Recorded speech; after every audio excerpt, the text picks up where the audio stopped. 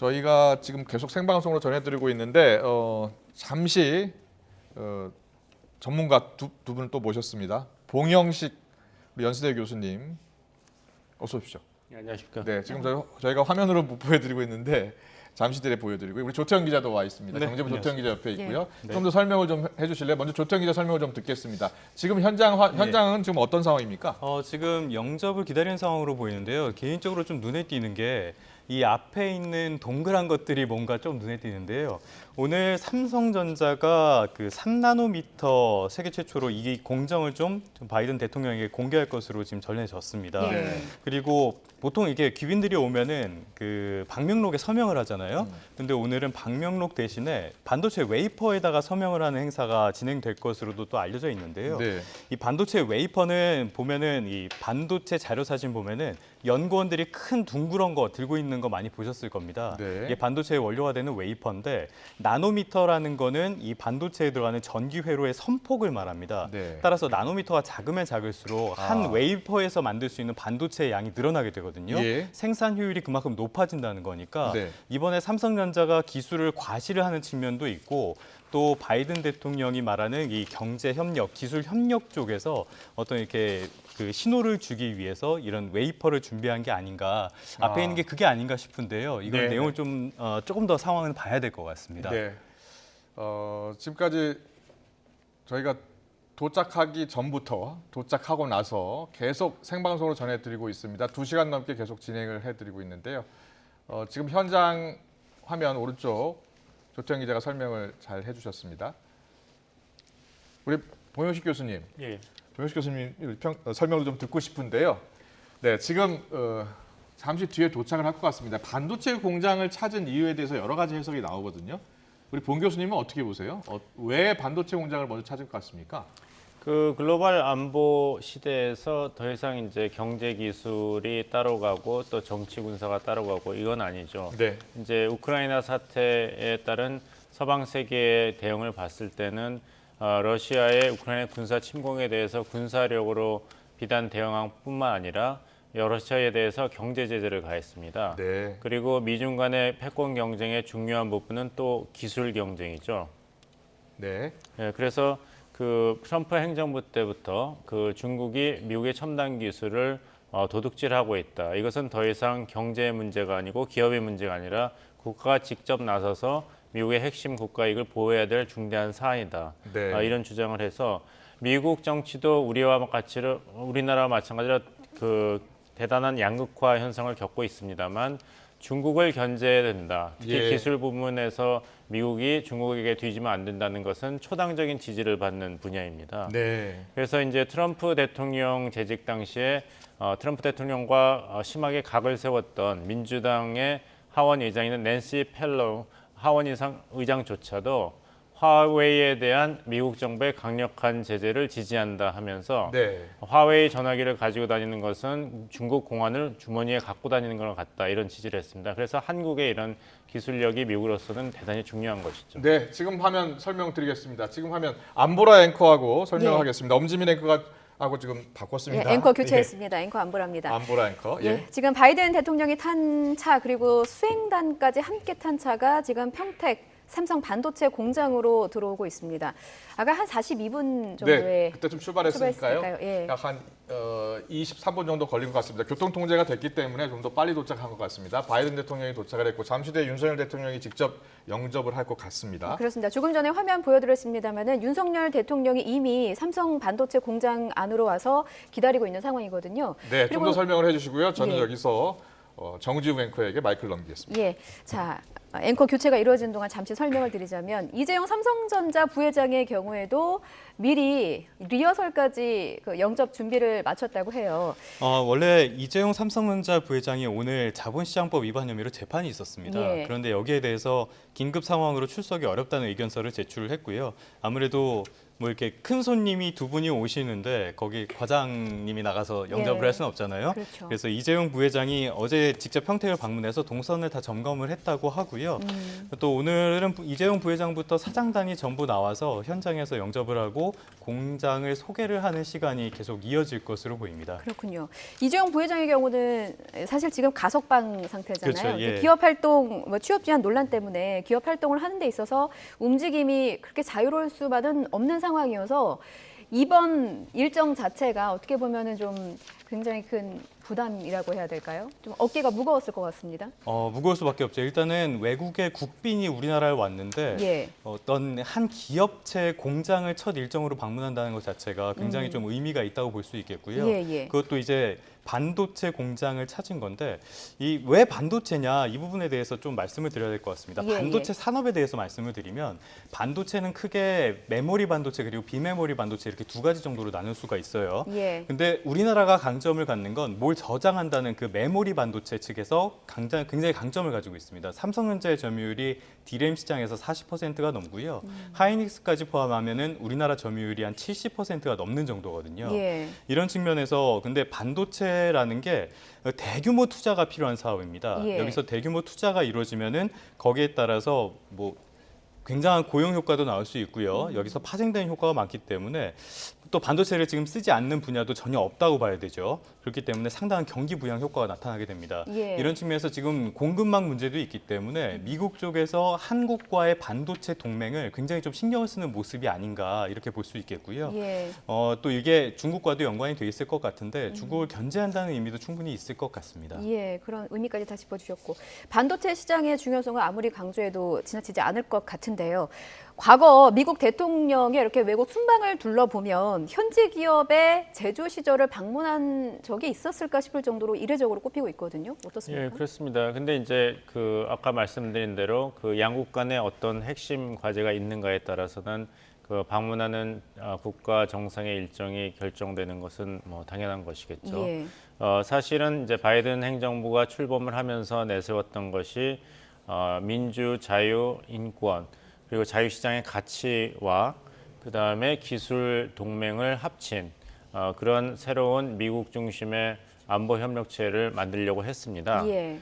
그 구상으로 나온 것이 두 가지가 있는데 민주주의 정상회의, 그다음이 이제 T12 반도체 산업에서 약진하고 있는 국가들 간의 이런 협력 연합체를 구상을 했는데 예. 사실 이렇다 할 만한 성과가 아직 나오고 있지 않습니다. 더더군다나 이제 러시아의 우크라이나 침공 그리고 장기화된 코로나 팬데믹 때문에 글로벌 공급망이 굉장히 출렁거렸지 않습니까? 또 미국도 중산층 복원을 외치고 있는 바이든 행정부로서는 굉장히 어려운 상황이 계속되고 있습니다. 예. 지금 미국 국내 인플레이션이 40년 만에 가장 높은 수준을 계속 기록하고 있고 이 인플레이션을 잡기 위해서 파웰 연준 위원장은 계속해서 기본금리를 인상하겠다는 정책을 발표했어요.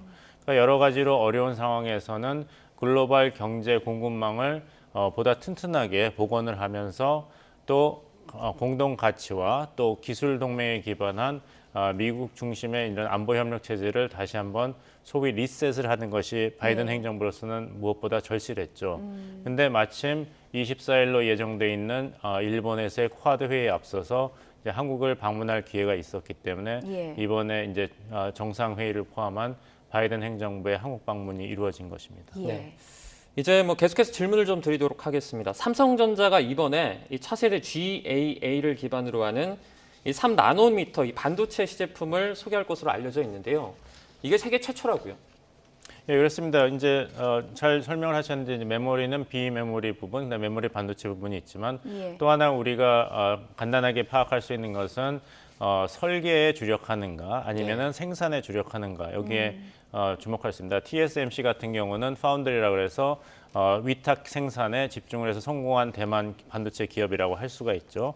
여기에 비해서 미국의 인텔 같은 기업은 이제 설계를 통해서 수익을 올리는 그런 전략을 취하는 기업이라고 말씀드리겠습니다. 예. 근데 삼성전자 같은 경우는 설계도 할 수 있고 생산도 할 수 있는 능력을 가진 아주 유명한 글로벌 반도체 산업이기 때문에 예. 여기서 다시 한번 도약하는 기회로서 소위 P3 제3차 이제 공정 라인을 건설하고 그것을 미국에 제시함으로써 한국 반도체 그 산업 역량을 과시하는 그리고 예. 증명하는 기회로 삼고 있습니다. 예, 네. 지금 윤석열 대통령의 모습이 보이고 있습니다. 조금 전에 저희가 화면 분할로 보여드렸는데 네. 그 삼성전자 반도체 공장으로 수행단과 또 경호원이 탄 차량들이 줄지어 들어가는 모습을 또 보여드렸거든요. 네. 그러니까 윤석열 대통령이 지금 로비에 나와 있는 것을 보면 이제 잠시 후면 바이든 미국 대통령이 로비 문으로 들어와서 윤석열 대통령과 인사를 하고 행사장으로 입장을 할 것으로 보입니다. 네, 그렇습니다. 이제 평택에 있는 삼성전자 반도체 공장입니다. 지금 왼쪽에 보시면 윤석열 대통령이 지금 대기를 하고 있는 모습으로 보이고요. 잠시 뒤에 조 바이든 미국 대통령이 화면을 보시는 예, 것처럼 지금 입장했습니다. 두 정상의 만남 보겠습니다.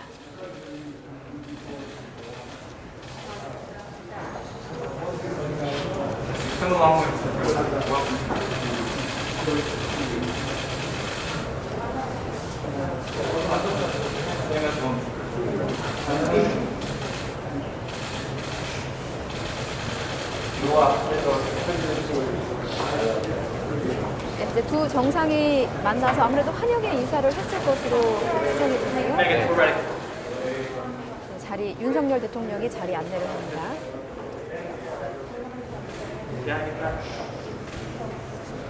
자, 조태현 기자, 지금 이 자리에서, 이 행사장에서 윤석열 대통령 그리고 조 바이든 대통령이 모종의 메시지를 전달하지 않을까 이런 예측들이 있었습니다. 뭐 만나자마자 그렇게 본론으로 바로 들어가지는 않겠죠. 예. 이제 좀 덕담도 나누고 이렇게 좋은 말 하다 들어갈 것 같은데요. 일단은 방명록에 쓸 어떤 말을 어디에 쓸 것인가 여기에 좀 많이 관심이 보일 것 같고요. 예. 아까 그 교수님도 말씀을 하셨지만 반도체를 아까는 제품으로 말씀드렸다면 산업으로 말씀을 드리자면은 예. 설계와 생산을 다 하는 회사 그리고 설계만 하는 회사, 생산만 하는 회사 이렇게 나뉩니다. 예. 그래서 설계만 하는 회사를 공장이 없다 그래서 팹리스라고 하고요. 예. 생산만 하는 회사는 파운드리라고 부릅니다. 근데 삼성전자의 지금 이 평택은 삼성전자 반도체 공장이 기흥하고 화성 평택에 있는데 예. 평택은 이 메모리 그리고 초미세 파운드리까지 다 하는 회사거든요. 네. 근데 지금 삼성전자가 파운드리에서 TSMC를 추격하는 입장이기 때문에 여기에 대해서 이 3나노 공정을 공개를 하면서 기술력도 과시를 하고요. 네. 또 앞으로도 미국과의 상당한 교류가 있을 필요가 있습니다. 실제로 지금 반도체 공급 부족 문제가 있고 여기에 우리나라에서도 반도체 장비의 한 45% 정도는 미국산을 쓰고 있는 게 현실이거든요. 네. 예. 이런 측면에서 두 나라의 협력이 좀 많이 진행될 필요가 있기 때문에 이 자리에서는 그런 얘기들이 좀 많이 다뤄지지 않을까 이렇게 예. 생각을 해볼 수 있겠습니다. 네. 저희가 지금 라이브로 생중계로 현장의 모습을 보여드리고 있기 때문에 그 화면이 잠시 고르지 못한 점 시청자 여러분의 양해를 좀 부탁드리고요. 네. 조금 전에 이제 윤석열 대통령과 바이든 대통령이 조태현 기자가 말씀하신 이제 방명록에 서명하는 그런 장면을 좀 예상을 해볼 수 있었거든요. 자, 다시 현장 화면 볼까요? 예, 지금 아까 그 두 정상의 만남을 좀 보면은 서로 악수를 하고요. 잠시 후면 바이든 대통령이 윤석열 대통령의 팔도 이렇게 좀 툭툭 치고 격려랄까요? 좀 환영에 좀 친숙한 듯한 제스처를 좀 취했습니다. 상당히 분위기는 좋아 보이죠. 그 조 바이든 대통령은 사실 미국 정치에서 정말 유명한 인물이죠. 예. 그 최연소 상원의원으로 1972년도로 정치 입문을 했는데 6선을 했습니다. 미국 상원의원 임기가 6년이니까 36년 동안 상원의원으로 재직을 했는데 그동안에 이제 외교위원장 또 법사위원장까지 역임을 했고 네. 오바마 대통령 재직 시에는 8년 동안 부통령으로 예. 또 일을 했고 그래서 그 미국 정치 안보 그리고 법 쪽에서는 절대적인 영향력을 행사하고 또 존경을 받는 정치 지도자라고 할 수 있겠습니다. 예. 이제 뭐 조 바이든 대통령 같은 경우에 고령임에도 불구하고 상당히 긴 이 비행을 거치면서도 지금 보시는 것처럼 상당히 표정이나 안색이 좋아 보입니다. 예, 그 조 바이든 대통령이 이제 정치인으로서 유명했던 것은 또 이제 친숙함입니다. 네. 그 자기 지역구가 델러웨어인데 그렇게 무슨 정치적으로 영향력 있는 주는 아닙니다. 하지만 이제 개인적인 이제 친숙함과 역량으로서 전국적인 정치 지도자가 됐는데 그래서 예. 별명이 엉클조였죠. 네.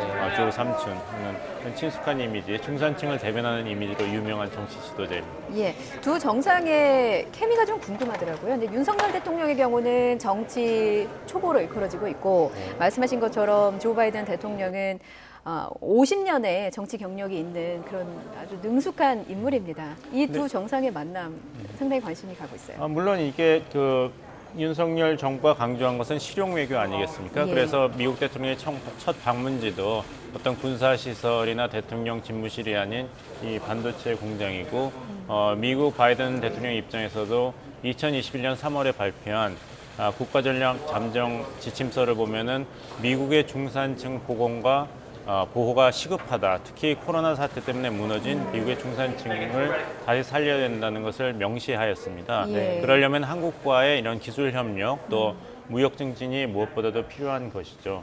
그리고 두 지도자 간의 공통점이 있다면 아무래도 강아지겠죠. 네, 반려견 마니아. 네, 반려견을 사랑하는 것으로 조 바이든 대통령도 유명해가지고 예. 그 챔프라는 그 반려견을 델라웨어에서부터 계속 키우고 있습니다. 또 하나의 공통점이 법률가 출신이에요. 윤석열 대통령도 검사로서 오래 재직을 했고 조 바이든 대통령도 변호사 출신 아닙니까? 예, 그렇습니다. 예. 예. 너무 일찍 세상을 떠난 조 바이든 대통령의 장남도 검사였죠. 예. 그래서 당시 굉장히 낙담을 했다는 것은 아주 유명한 워싱턴의 이야기입니다. 예. 자기를 뒤를 이어서 델라웨어주에서 연방 검사로 활약을 했던 장남이 암으로 일찍 세상을 떠났기 때문에 그 상처를 질 바이든 여사와 함께 추스리는데 힘들었다 이런 이야기를 인터뷰에서 종종 이야기를 했습니다. 이제 조 바이든 미국 대통령 방한 첫 번째 일정으로 평택에 있는 우리나라 삼성전자의 지금 반도체 공장을 방문을 했습니다. 전례를 보면은 지금 이런 경우가 좀 있었나요? 교수님도 말씀하셨지만 뭐 이해관계가 맞을 때는 그런 일이 있었는데요. 네. 일단은 바이든 행정부의 그동안의 정책을 보면은 반도체를 비롯해서 이 첨단 산업 분야에서 지금 중국에 대한 의존도를 계속 좀 줄이고 예. 공급망을 재편하겠다 이런 정책을 계속 해왔어요. 그런데 이 반도체 공급 부족 문제가 계속적으로 거론이 되고 있는데 이 원인을 보면은 원인이 여러 가지가 있습니다. 그런데 네. 그 중에 하나가 트럼프 행정부가 중국 반도체 기업을 제재하는 게 시작 가운데 하나로 보는 시선들도 많아요. 예. 그러니까 중국 반도체에 대한 견제를 해야 되는데 모든 반도체가 삼성전자나 SK하이닉스처럼 굉장히 높은 기술력이 필요한 건 아닙니다. 네. 그래서 차량용 반도체처럼 기술 수준은 그렇게 높지 않은데 대량 생산이 필요한 반도체 생산 이런 것들이 중국 제재로 공급에 문제가 생긴 거예요. 네. 그런데 지금 이렇게 그 반도체 공급 부족이 계속 문제가 되면서 미국의 예. 주력 산업이 어려움을 겪는 상황인데 앞으로도 반도체 수요는 계속 늘어날 겁니다. 예를 들어서 지금 주목받는 인공지능 같은 것들 예. 그런 걸 하려면은 대규모의 데이터가 필요해요. 빅데이터라고 하죠. 네. 이런 거 하려면 서버를 만들어야 됩니다. 다 반도체예요. 그렇기 때문에 반도체 수요는 계속 늘어날 거기 때문에 예. 미국 입장에서는 반도체의 안정적인 공급이 굉장히 중요해진 상황이고요. 예. 또 우리나라는 반도체에 필요한 장비, 아까 말씀드렸다시피 원천 기술이 미국에 있고 장비도 미국에서 많이 들어옵니다. 그렇기 때문에 이 두 나라의 협력이 뭐 어떤 결론이 나올지 모르겠습니다만 협력이 제대로 된다면 상당한 좀 시너지 효과를 발휘할 수도 있을 것이다. 예. 이렇게 기대는 해볼 수 있겠습니다. 네. 맞습니다.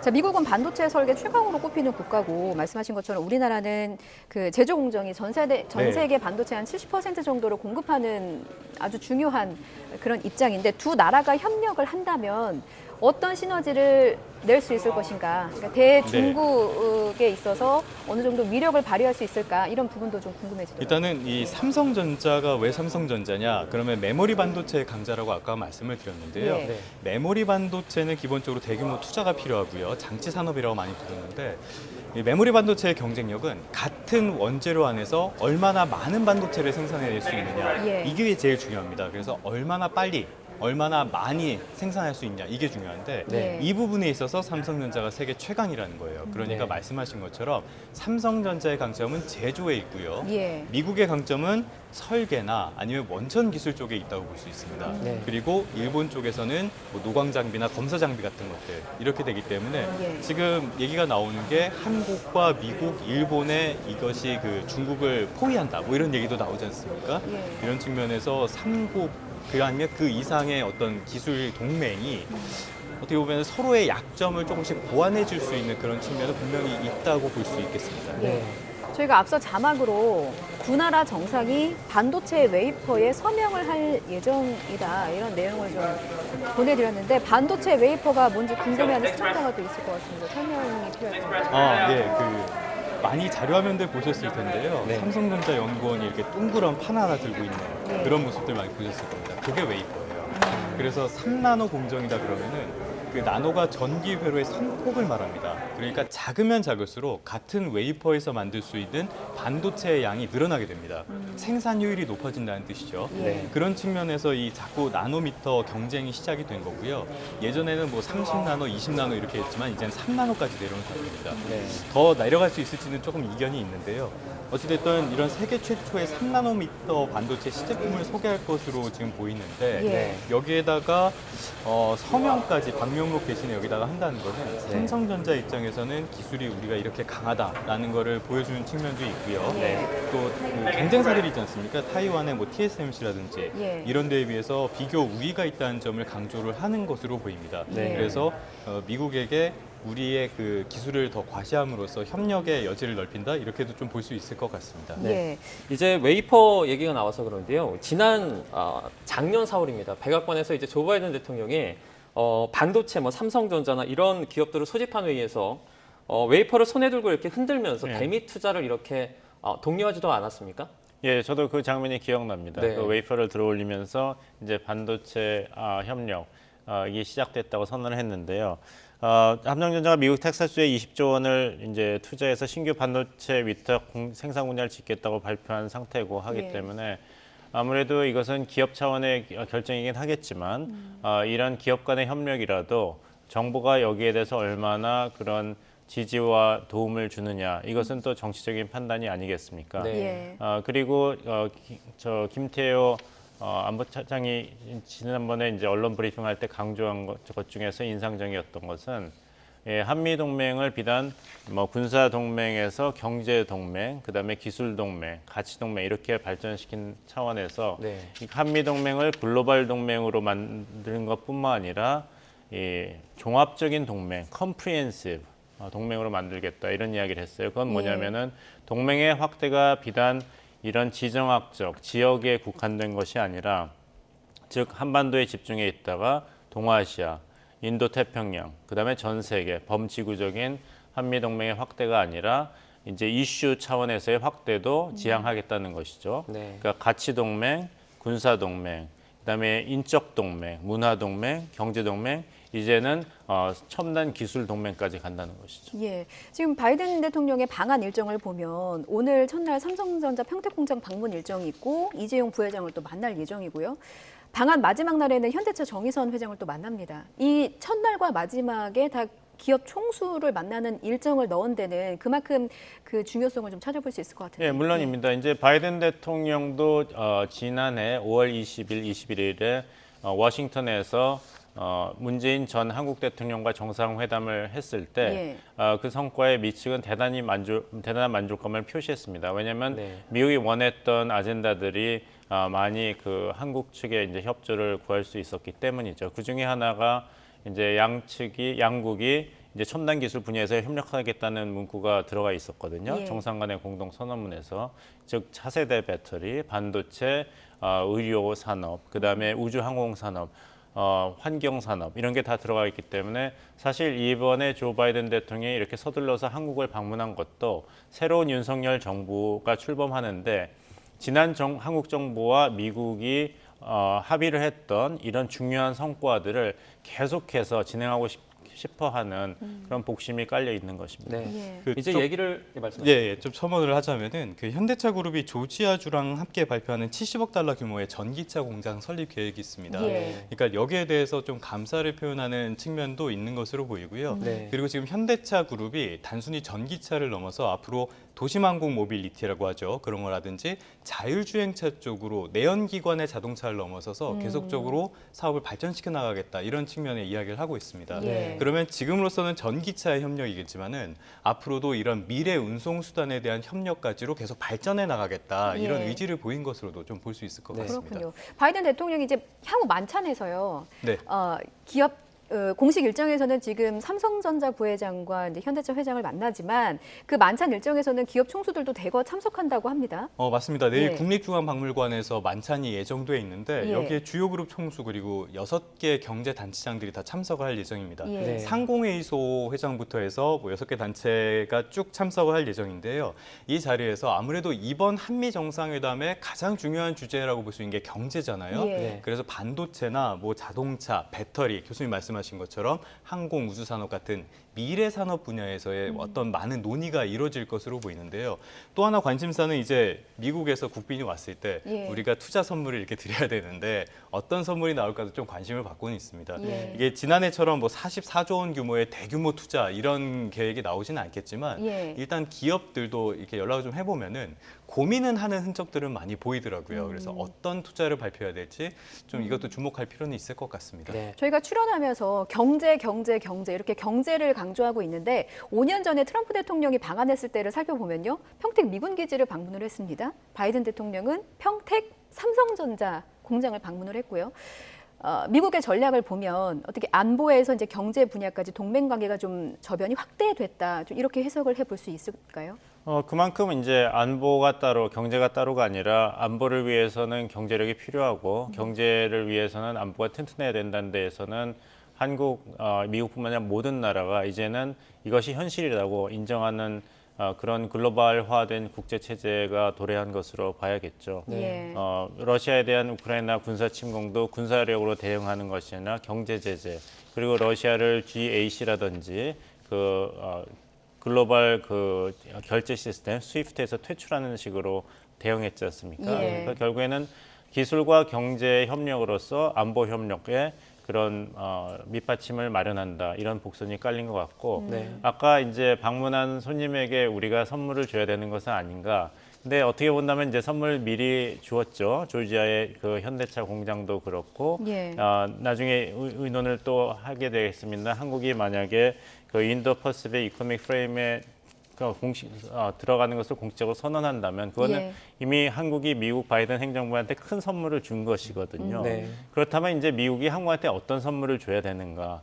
두 가지가 있겠습니다. 군사적으로는 날로 고도화되고 있는 북한의 핵, 미사일 위협에 대해서 적절하게 대응할 수 있는 미국으로부터의 그 핵 확장 억지력 예. 제공이 있겠고 경제적으로는 구체적으로 미국의 무역 확장법 232조 때문에 2018년부터 한국의 철강 산업과 알루미늄 산업이 미국의 관세 보복을 당하고 있습니다. 여기에 예. 대해서 미국 바이든 행정부가 어느 정도 한국의 입장을 고려하는 선제적인 조치가 나온다면은 예. 선물을 그냥 주는 게 아니라 서로 주고받는 결실 있는 한미 정상회담이 되지 않을까 생각합니다. 네. 좀 전에 연구위원님께서 이제 IPEF 말씀을 하셨는데 예. 지금까지 나온 보도를 보면은 일단은 거기 가입하는 거는 확정이 됐다 이렇게 이야기를 하더라고요. 네. 여기에 대해서는 당연히 뭐 좀 중국이 반발을 할 수밖에 없어 그렇죠. 보이는데 예. 이게 사실상 어떻게 포장을 하더라도 미국을 중심으로 한 중국에 대한 견제 성격이 굉장히 강하기 때문에요. 그런데 일단 국내에서는 적극적으로 참여해야 된다 이런 목소리가 아주 강한 편입니다. 예. 어제 국책연구원이죠. 대외경제정책연구원에서 자료가 나왔는데요. 적극적으로 참여를 해서 우리의 이해관계를 반영을 해야 된다 이런 이야기도 나오고 있습니다. 네. 일단 중국은 반발을 하고는 있지만은 우리 정부의 입장도 이거는 중국을 배제하는 건 아니다 이렇게 하고 있기 때문에 예. 이 부분에 대해서도 좀 외교적인 노력은 필요하겠지만 어떤 예. 적극적인 대응은 확실히 필요해 보입니다. 그렇군요. 네. 근데 중국은 당장 굉장히 예의주시하고 있는 상황이고 남중국해 뭐 전략 폭격기도 띄우고 말이죠. 뭔가 우리나라에 경제 보복을 하는 것이 아니냐 뭐 이런 우려도 있는 것 같습니다. 글쎄요, 그 중국 입장에서는 여러 가지로 이제 그 IPEF의 출범에 대해서 또 한국이 적극적으로 가입하는 거에 대해서 우려를 가질 이유가 있을 수도 있습니다. 예. 하지만 지난 몇 년 동안에 한국과 중국 간의 무역 관계가 틀어진 것, 또 불편한 관계의 원인 제공이 어디서 왔는가를 한번 다시 짚어볼 필요가 있을 것 같아요. 한국과 중국 간의 이제 무역이 저하되기 시작한 것은 사실 한국이 미국의 사드 배치를 허용한 이후로 중국이 취한 조치에 기인한 것이 아무래도 맞겠죠. 예. 하지만 한국은 여기에 대해서 문재인 정부가 출범하면서 2017년 7월부터는 중국의 입장을 적절히 고려한 소위 삼불 입장을 발표했고 그대로 정책으로 이행해 왔습니다. 2017년이고 올해가 2022년이니까 5년 동안 한국은 중국의 입장, 중국의 핵심 군사 이익을 한국이 저해해서는 안 된다는 입장을 충분히 반영하는 조치를 취해 왔거든요.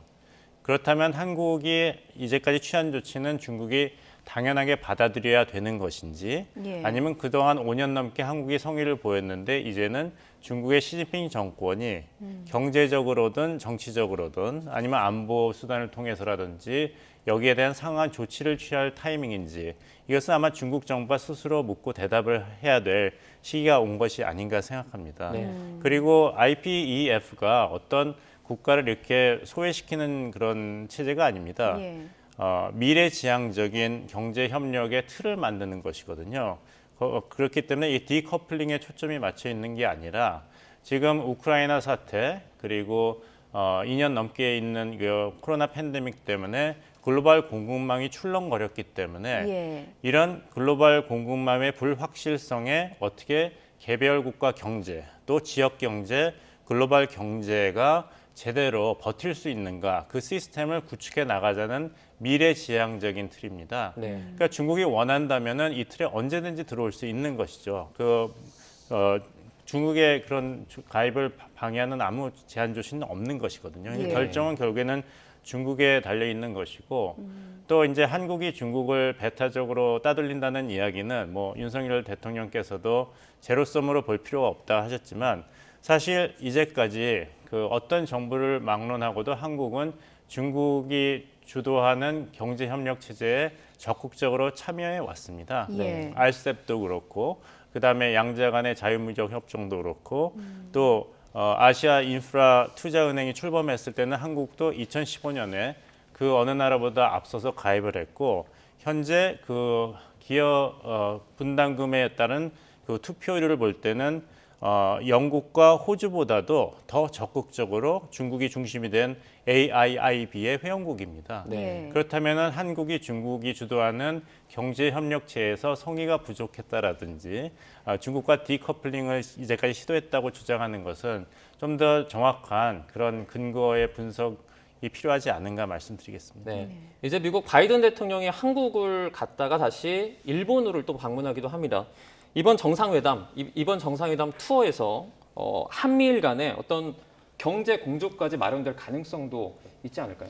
일단 미국의 의도는 좀 그쪽에 있는 것으로 보입니다. 네. 아무래도 이 공급망 문제라든지 지금 미국이 그러니까 말씀하신 것처럼 이 중국이 좀 반발하는 모습도 있고 이런 측면에서 한국과 미국과 일본이 가진 기술력과 생산력 이런 것들을 결합을 했을 때 상당한 시너지가 날 수 있기 때문에 네. 이런 측면에서 좀 노력을 많이 하는 것 같고요. 네. 그리고 아까도 말씀하셨지만 지금 에너지난도 좀 문제가 있습니다. 예. 이런 측면에서는 한국과의 원전 협력을 강화한다 이런 이야기도 나오고 있는데요. 예. 특히 SMG라는 거 이런 것들을 공동 개발할 수 있다 이런 이야기도 보도가 나오고 있습니다. 예. 이 SMG라고 하면은 저 사실 못 들어보신 분들 많을 텐데 예, 설명해 주시죠. 네. 예. 그 앞에가 스몰입니다. 그러니까 작은 원자로다 이렇게 보시면 됩니다. 예. 그러니까 이게 작기 때문에 주요 기기를 다 일체화하는 소규모 원전인데요.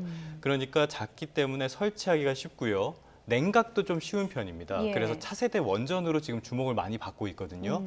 이런 것들도 미국과 함께 같이 개발을 할 수 있다. 이런 전망이 나오고 있는데요. 예. 사실 지금은 우리나라는 원전 수출을 완전하게 한 게 조금 지난 이야기고요. 미국은 1979년에 쓰리마일 섬에서 원전 사고가 난 이후에 원전 기술이 조금 낙후됐다. 이런 평가가 나오기도 합니다. 예. 그래서 이런 측면에서도 두 나라가 협력을 한다면은 또 여기서도 시너지가 날 수 있기 때문에 지금 우크라이나 사태 이후로 에너지에 대한 안보 이런 측면에서도 굉장히 강조가 되고 있는 시점이거든요. 예. 이런 측면에서는 또 여기서도 경쟁력을 볼 수 있는 부분들이 있지 않을까. 이 부분도 좀 기대는 해볼 수 있을 것 같습니다. 예, 지금 에너지 안보가 원전 시장에선 중국과 러시아가 장악을 하고 있다 이런 보도들도 있는데 한미 정상회담 의제 중에 하나가 이 원전 동맹이 되겠죠? 예, 근데 이제 두고 봐야겠죠. 이제 원전 수출 또 원전 건설 문제는 이제 지난 정부에서는 굉장히 첨예한 정치적 이슈화가 됐지 않습니까? 예. 그래서 이번에 어떤 입장을 취하는가를 보고 이 출범한 윤석열 정부가 앞으로 에너지 정책을 어떤 방향으로 끌고 나갈 것인가를 가늠해 볼 수 있는 좋은 기회라고 생각합니다. 윤석열 정부는 그 탈원전 정책에 대해서 어떤 공약으로까지 얘기했을 정도로 굉장히 집중하고 있는 부분이고, 미국과 한국이 원전 동맹을 맺어서 무언의 어떤 그 주도권을 좀 확보하기 위한 전략이 필요하다면 어떤 보관이 있겠습니까? 결국에는 이제 다시 그 후보자 시설 대선 기간 동안에 이야기했던 외교 노선이 무엇인가를 저희가 다시 그 기억해 봐야 될 것 같아요. 예. 가장 강조했던 것은 실용이었지 않습니까? 실용.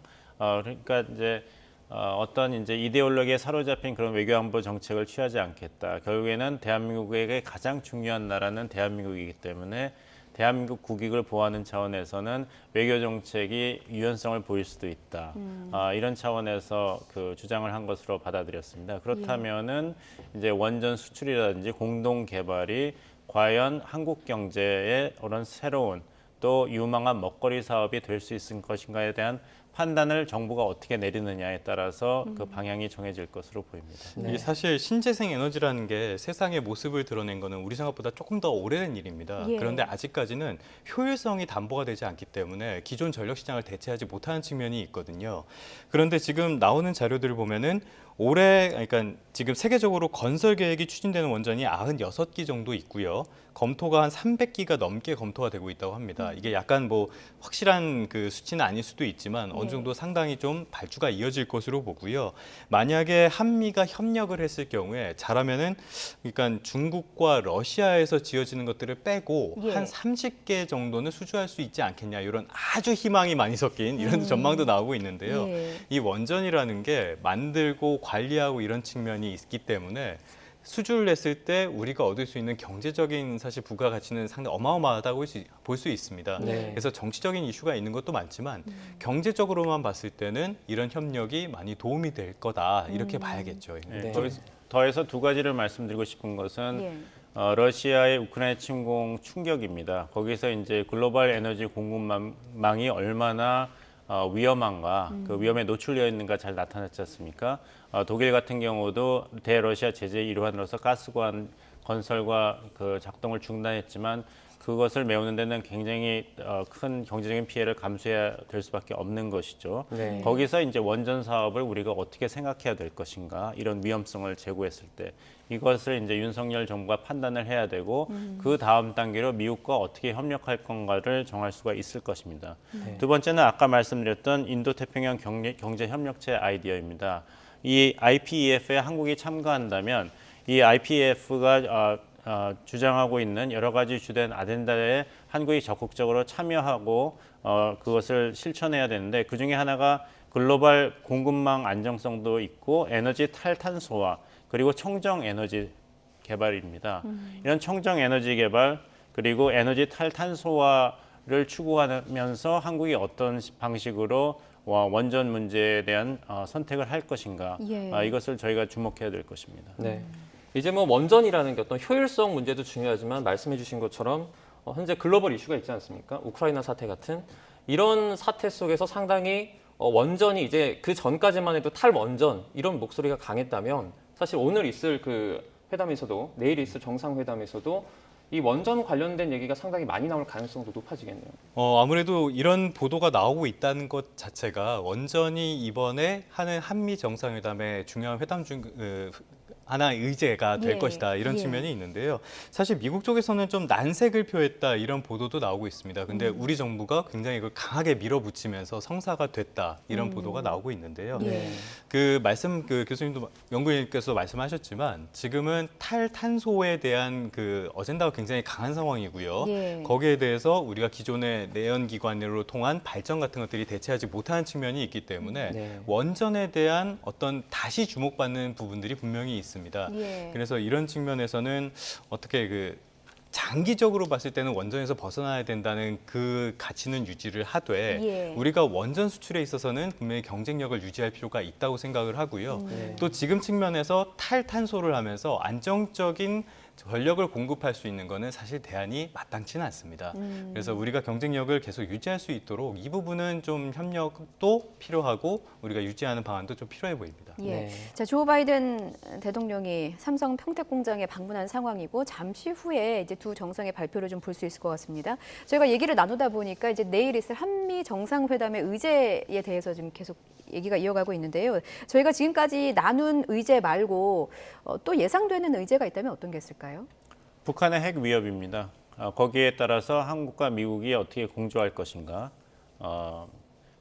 제일 중요한 것은 이제 한국이 신뢰할 수 있는 수준의 핵 확장 억지력을 미국이 약속하는가. 예. 그것이 어떤 형태로 합의가 될 것인가. 그것이 이제 내일 있을 한미 정상회담의 중요 아젠다 중에 하나일 것입니다. 예. 네.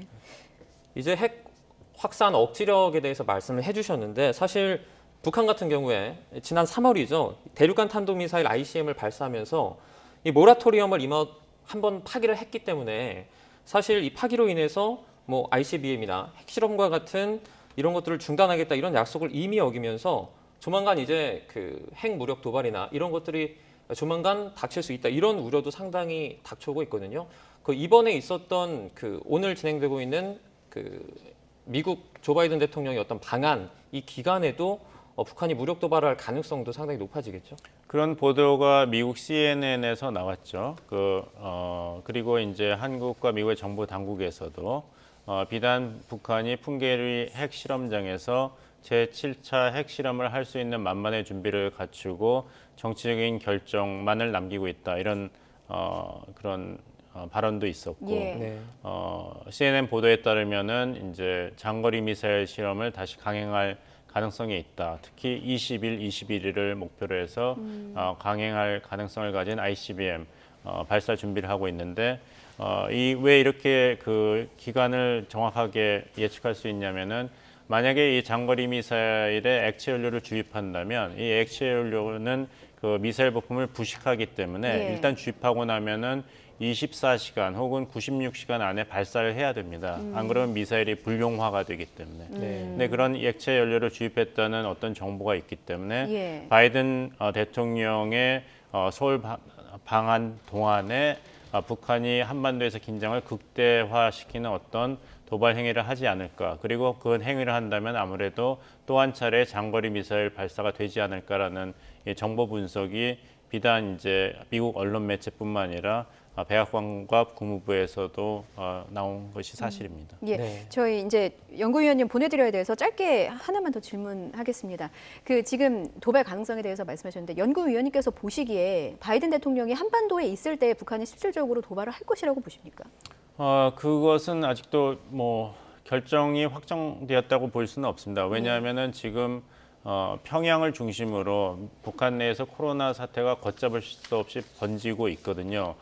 이것이 중요합니다. 평양이라는 김정은 정권의 권력 기반이 가장 코로나 때문에 다대한 피해를 입고 있다는 것. 예. 그것부터 추스려야지 여기서 도발 행위를 한다고 과연 전략적으로 또 국내 정치 차원에서 김정은 정권이 얻을 것이 얼마나 있는가에 대한 이제 정권의 판단이 미사일 실험을 같은 도발을 할 것인가 하지 않을 것인 것을 이제 결정하는 가장 중요한 고려 상황이 될 것입니다. 네. 네, 그렇군요.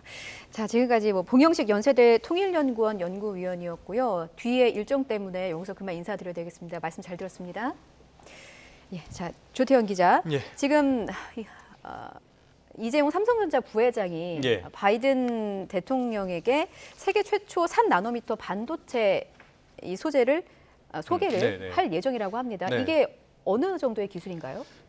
굉장히 높은 수준의 기술이라고 일단 봐야겠는데요. 예. 일단 이재용 부회장이 오늘 원래는 재판이 있었습니다. 예. 네. 그런데 여기에 대해서 불출석 이유서를 냈고요. 의견서를 냈고 그게 이제 재판부에서 받아들여서 예. 오늘 현장에 오게 됐는데요.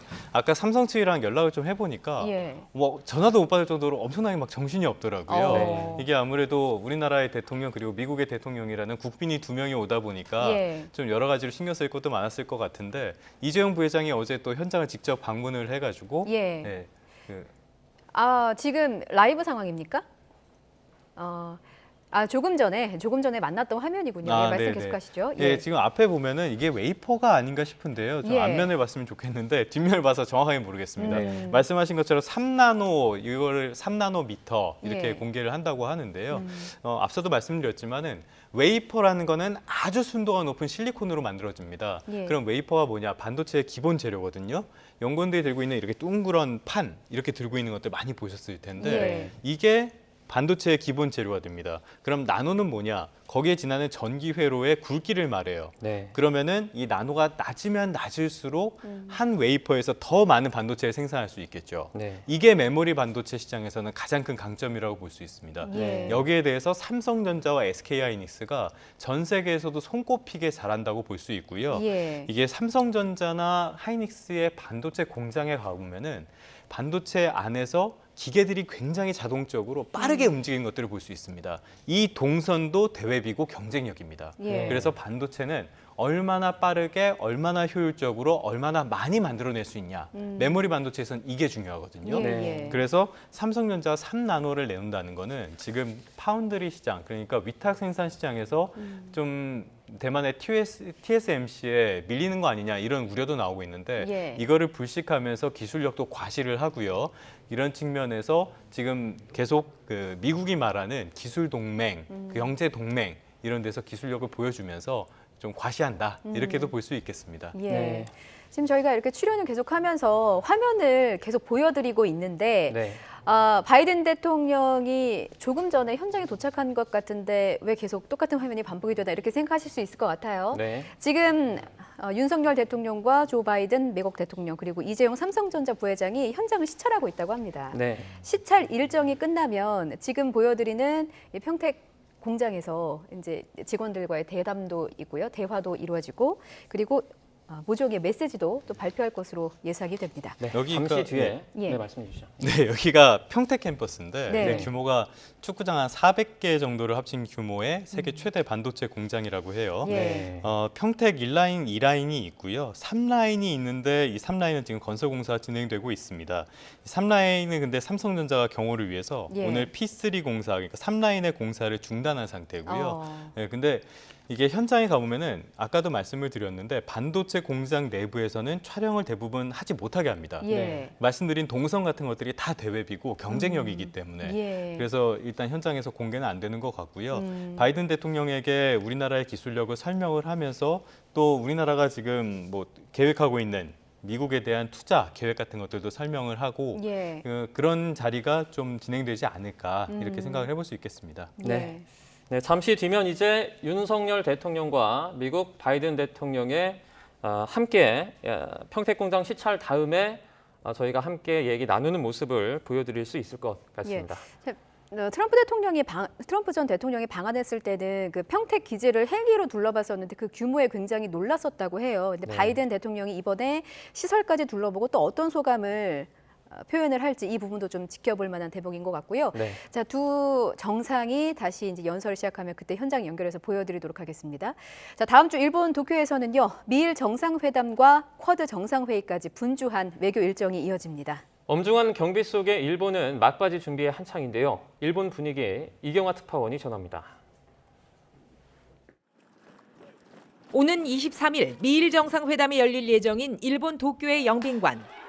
테러 등 만일의 사태를 상정한 모의 훈련이 실시됐습니다. 시내 주요 시설에 대한 경비도 한층 강화됐습니다. 이곳 주일 미국 대사관 부근을 포함해 시내 곳곳에서는 차량 검문 등이 이뤄지고 있습니다. 회담이 끝날 때까지 이런 엄중한 경비 태세는 이어지게 됩니다. 미국 대통령이 일본에 오는 것은 지난 2019년 트럼프 전 대통령 이후 약 3년 만입니다. 바이든 대통령뿐 아니라 쿼드 회원국인 호주와 인도 정상도 24일 회의를 위해 일본을 찾습니다. 코로나 이후 일본에서 처음 열리는 주요국 정상들의 만남에 대비해 경시청은 경비 인력 약 18,000명을 배치했습니다. 国際秩序を大きく揺るがす深刻な事態が進行する中での会議となること、テロや妨害行為の脅威はこれまでの来日時の比ではない。 미일 정상은 이번 만남에서 중국 견제를 한층 선명히 할 것으로 예상됩니다. 반도체 등 핵심 물자와 원자재 공급망에서 중국의 영향력을 줄이기 위한 새 경제협력 구상체 IPEF 출범이 대표적입니다. 바이든 대통령은 또 일본인 납치 피해자 가족을 직접 만나 이 문제를 국정 최대 과제로 꼽아온 기시다 총리에게 힘을 실어줄 예정입니다. 拉致問題の解決のためには、我が国自身が主体的に取り組むとともに、米国をはじめとする関係国と緊密に連携していくことが重要です。 아베와 트럼프의 골프 회동 등 일본은 미국 대통령과 친밀한 관계를 맺는데 각별히 공을 들여왔습니다. 기시다 총리는 이번에 바이든 대통령을 일본식 정원이 있는 식당으로 초대해 두 사람만의 비공개 만찬을 가질 예정입니다. 도쿄에서 YTN 이경아입니다. 예, 조태현 기자와 함께하겠습니다. 조금 전에 공장이 굉장히 대외비기 때문에 외부 공개가 쉽지가 않다라고 말씀하셨는데 혹시 방문한 적 있으신가요?